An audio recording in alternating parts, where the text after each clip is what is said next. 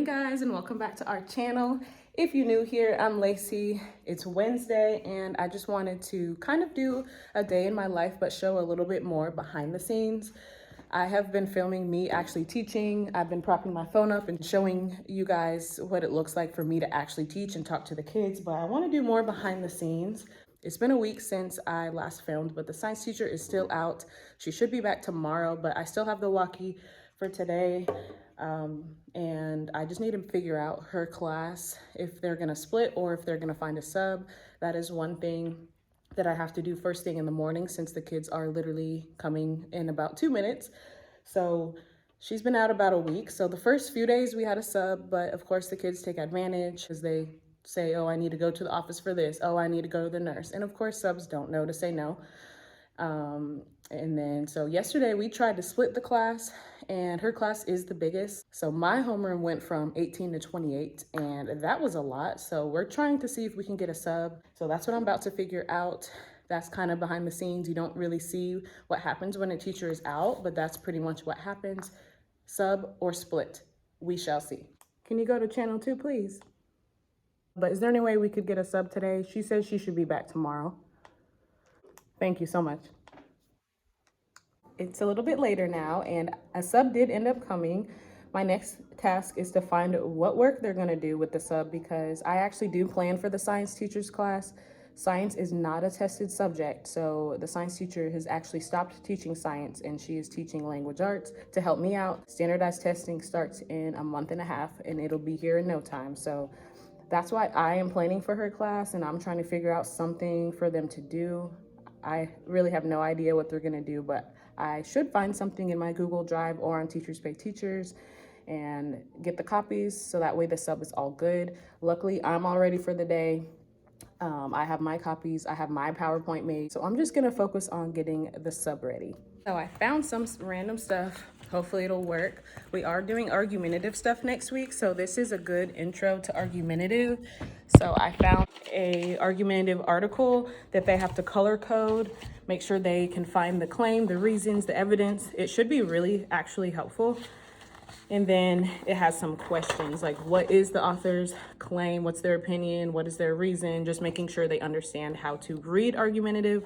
They're not really writing much besides answering the questions. And then here is the article and it has a little key and it says the hook should be red, transition words brown. So that should kind of keep them busy.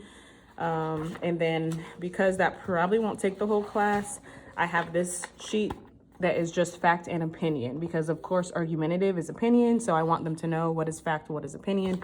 And it's going to be two-sided when I get the copies. So that should be fine. I will make sure they have markers or something to color code because I want them to actually do that and that's a little more enjoyable than just reading the article. So hopefully I'm all good for her class. Hopefully someone is up front to make the copies because I need them in the next like 45 minutes. Again, behind the scenes, I don't make my own copies at my school, so it's kind of a gamble to see if someone can make them or not. The copies are being made. I'll go pick them up in a few minutes. And now I'm getting everything together for me. I already have my copies. I have everything I need, but I like to confirm everything. 6th grade teachers are lucky because we have first planning before we even teach. So I'm able to make sure I'm 100% ready for the day. So that's what I'm doing now. When they come in, a lot of times they do a quick write just so we can start on a calm note. So their quick write is to write a few sentences convincing their parents to buy them a new phone. And I want them to tell me what tone they have to use. We've been talking a lot about tone and attitude. If you're trying to get something out of your parents, you would have to talk in a certain way and use certain words. So that's a quick warm up. Then we're gonna focus on tone and mood a little bit more with the brain pop video. It's like 3 minutes. This is just a warm up. And then Brain Pop has those little quizzes. So I printed it out. And again, this will be a warm up with standardized testing so close. Whenever I can incorporate multiple choice, I will. So that's like 15 minutes maybe of a warm up. And then our main focus is actually blackout poetry.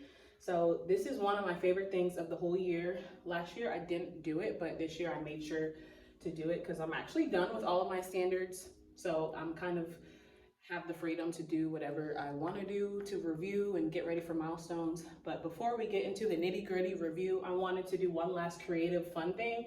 So blackout poetry I have some examples right here. If you can see, I'll show you some up close, but basically Blackout Poetry is starting with a book page, which this is a page from Wonder. You start with a book page and then it ends up something like this. So basically they have a page from a book and they have to make their own poem out of it. So therefore they are repurposing the words. They're choosing certain words to make their own poem. This is a page from Wonder and this is how it ended up. This poem is not about wonder, it's a deep poem. So basically they're repurposing the words. This had words all over it and now it looks like this. So this one is an example from my old school when I taught 8th grade. All of these are old from my old school. I saved them. So this one is, his mother said she's sure he can face fire too. Obviously it's a poem. It's not talking about actual fire, but I do like them to incorporate images, some sort of art. So he drew fire and he drew a boy's face. And it's very deep, facing fire, facing challenges. So this is a great example. I have a couple more on the board as well because this is not hard, but it's definitely challenging because when you see this and you have like 200 words to choose from, it seems overwhelming, but once they get going, then it'll make sense. So that's what we're doing today, Blackout Poetry. There are a few more examples that I have up on the board and I will keep them up because I know they're gonna definitely need some guidance. And then on their directions sheet that I'm passing out today, I also have more examples too. So they have a lot of examples because I know it is challenging because it makes them think differently.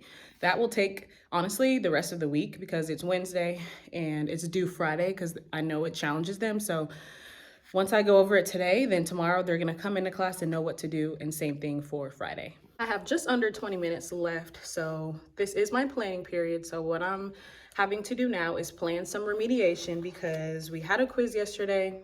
It was one passage, some multiple choice questions, and then the backside was figurative language only. So it was mainly a figurative language and connotation, denotation quiz, and for some reason they struggled.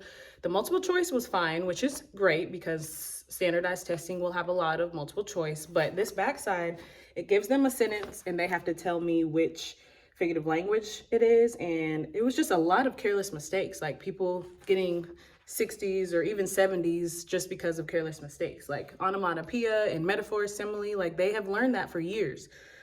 So I am putting the grades in because that's what they earned. However, I am going to plan remediation. The multiple choice, as I said, was fine. So what I'm going to do is use this backside to reteach. We're gonna go through each one, talk about what the right answer is and why. I'm going to allow them to do a retake tomorrow that's 15 questions.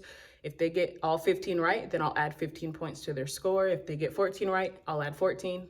You understand. So if they don't get something as a teacher, we can't just move on, even though we might want to. We do have to kind of go back and talk about it. So that's gonna be tomorrow's warm-up, going through this backside, going over the right answers, and then letting them do a retake before they get back to their poem. Some people did do fine, but enough people are doing poorly that I do want to offer up some help. So that is my last thing to plan. I actually printed out that quiz already and gave that to the front office as well, so they might be making those copies too. I got all the copies. So I only have 10 minutes left. Somehow I blinked and we're almost done with planning. So now I have to get the sub together, write the directions on the board because the kids need to see directions because they just don't listen to the sub and all of that. My room's pretty much good, so I'm gonna now get everything ready for the kids to come back for that science class.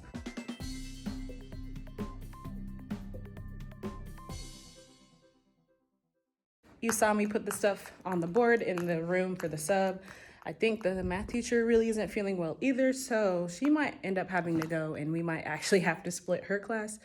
So again, I wanted to show the behind the scenes. Some days are like this. The gifted team, they teach 6th grade, but they teach gifted. They have 2 subs as well. So 2 of their 4 are out. It's that time of year, people are getting sick. So this is the behind the scenes, this is reality, and we're gonna have a great day and try to power through. I have my warm up on the board, and then the kids will be here in a few minutes and I'm gonna claim it. It's going to be a great day. No matter what gets thrown at us, we will have a great day. It's the end of the day, obviously, and I had to get Starbucks because today was actually the longest day of the year, probably. So last time we spoke, I told you the math teacher wasn't feeling well, so she ended up leaving. we already had a sub and there were no other subs available. So we had to split her class, and it was just me, the social studies teacher, and the sub for the science teacher, trying to run things and keep things going. But honestly, the kids did pretty well with their behavior, but us teachers were very, very exhausted, and it was a very long day. But my lesson went super well. They loved doing blackout poetry, and at first they thought, oh, this is so easy, I don't need 3 days, but they now understand why I made it be due Friday, because it really does take a while to think differently, and they know that I love to challenge them and make them think in a more creative way. So it did go super well, but it was definitely a very long day. But I picked up a treat for myself, and I'm now headed home to relax and hang out with my husband. So I'm gonna end this video here. As I told you at the beginning, I wanted to focus more on the behind the scenes and show you what I do to prepare for the day, and not just keep showing you the same stuff I've been vlogging for the past year. So hopefully you enjoyed seeing how I spend my planning period. Make sure you comment, like, share, and definitely subscribe to our channel, and we'll see you in the next one. Bye guys.